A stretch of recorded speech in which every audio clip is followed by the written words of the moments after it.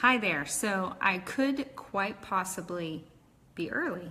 I was looking again at this clock behind me and I thought, well, I don't even know what time that says anyway. So I'm just looking at all these different things here. Go away. Tapping the screen when you're not supposed to. You're supposed to be paying attention to people you're talking to. And hello to whoever came on. I can't see who it is. Sometimes names come up and sometimes they don't. So, but I wanted to get on here today. I have received the honor of being able to speak at a virtual conference on the topic of possibility mindset, which for me is really exciting. Now, I am nervous, not because of the speaking part. I really love to speak to people. I love to reach them and communicate with them, and I love to help them get inspired and maybe give them a couple of tips for moving in the right direction, and I love to entertain. So, hey Ava, how are you today? Ava, if you can hear me, will you give me a thumbs up? So what I'm talking about, I'm going to get to speak for a virtual convention, and thanks Ava, and I'm really excited about the opportunity to do so. It's on possibility mindset, and I was sitting here and I was brainstorming what my presentation might be on and how I can best help people. And it's funny because I got to thinking about fear. I think anytime you try something new, you are a little bit fearful about it. Maybe it's a very small fear of, oh, this won't go the right way and I'm just wasting my time and I could have done something else. Or maybe it's a small fear of, I'm probably not going to be very good at it. Or did I just lose money on something that was silly? I don't know. But I really do believe that we should always try new opportunities, especially when they're things that we fear, because that allows us to move forward. It allows us to learn things that we normally wouldn't. And it got me to thinking. So when I started brainstorming this, it was about the time that I posted that I found all my scrapbook stuff. And of course, you find your scrapbook stuff, you lament about how you're not caught up on scrapbook stuff, and then you look through the pictures. Instead of putting them all together, you just look through them. So you could do both at once, but I wasn't. And I came across this picture, and I'm not quite sure how clear it's going to be, so I'm not sure if you can see that. So give me a thumbs up, Ava, if you're still on, if you can sort of see that. So that's a picture of a little girl, and it is a little bit overexposed because it's Polaroid picture, right? Shake it, shake, shake it. So this is, so I'm gonna put this up here again. This is a picture of me, and I was 3 years old. And if you can tell there, it's not exactly clear, but the side of my face, I'm trying to think which side it is. Is it this side or is it this side? The right side of my face, because you never know, like if that's the right side in a picture image. So the right side of my face has some stuff on it. This was bruising, swelling, scabs. And this was because when I was 2.5 years old, I was outside in front of our family home, and I came across a neighborhood dog that was out and decided that I wanted to pet the dog, which little toddler does not love animals. So I approached the dog, and I don't know many of the details, but I was bitten in the face several times, and so received all these marks. I received over 50 stitches in my face. And my parents, I was just speaking to my dad last night. My dad said, yeah, we prayed a lot that you wouldn't have scars and be disfigured. And but it's not real clear what happened to initiate the dog biting me so many times. As I tell the story to people, I always say that I'm embarrassed to admit that the dog was a dachshund. So a weenie dog managed to do this to me, which when you're 2.5, you know, you don't have to be that big for a dog to manage to do that. So as you can tell, here's my face. I had no corrective surgery. I actually healed pretty well. As I get older, I can tell where the scars are. They're tending to show up a little bit more as I age, and that's interesting to me on a completely different topic. This, you know, when you go through something like this, sometimes that knowledge of the pain, that knowledge of how other people are reacting to you, puts you in a state of fear. Now, I wasn't particularly fearful of animals. My parents always wondered why I wasn't, and they were always fearful. In fact, I remember when I was a teen, we had gotten a dog that my brother lovingly called Dump Truck because he was really good at going to the bathroom.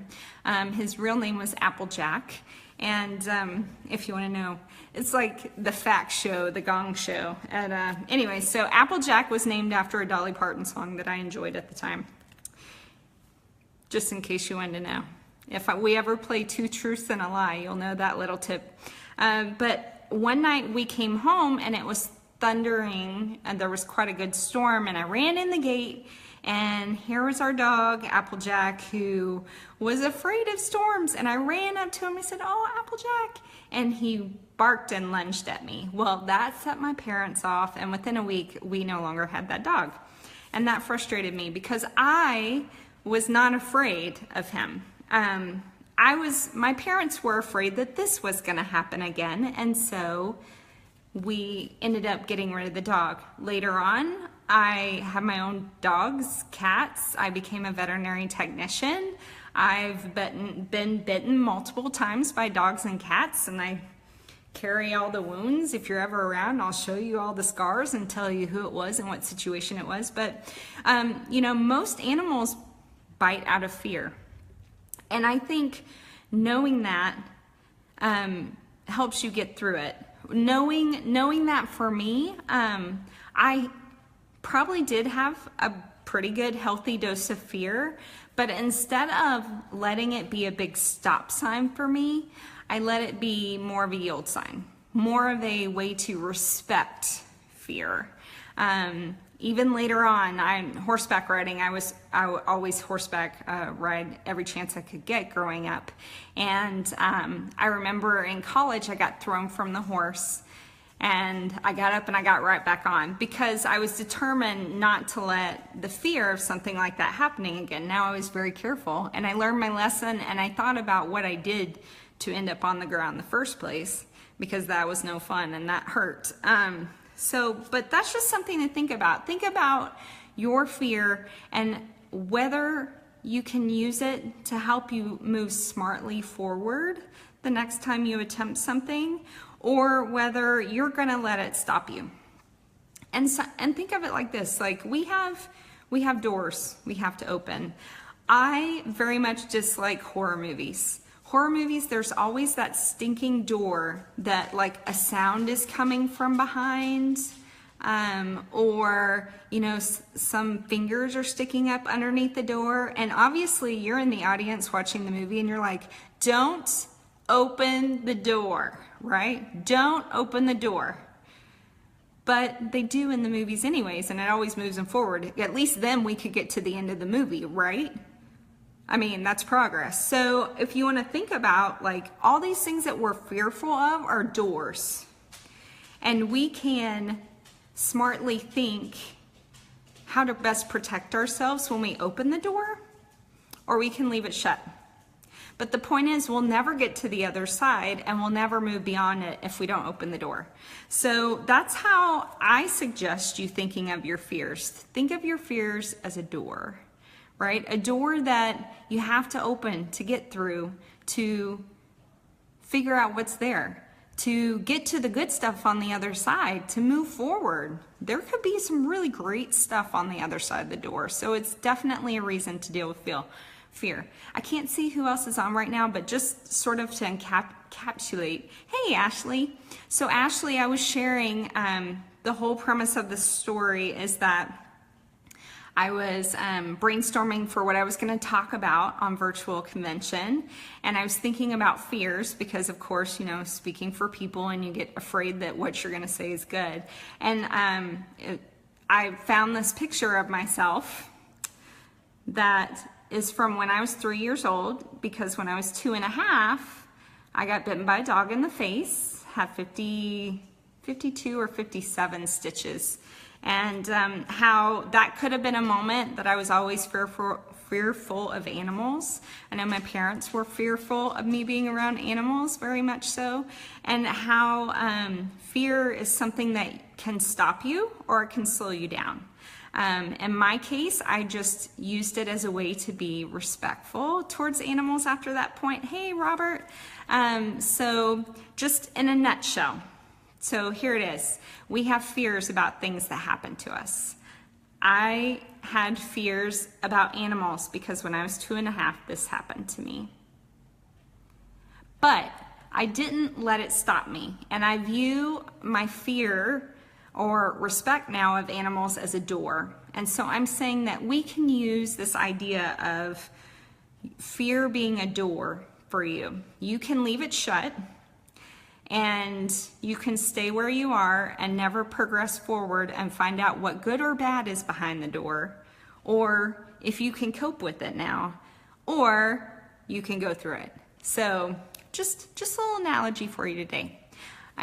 Ashley said, I'm scared of everything, but the greatest gifts and moments are on the other side of the fear. Absolutely, open the door. Just open the door and deal with it and move through. Hey, Stephanie. So I am just about to get off here. If you guys would please go back and watch the recording, because I think it was fabulous. And if you want to see more of this picture, that's a reason to go back and watch it.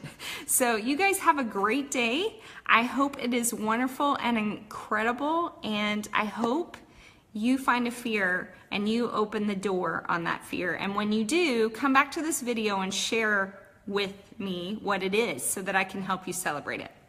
Bye-bye.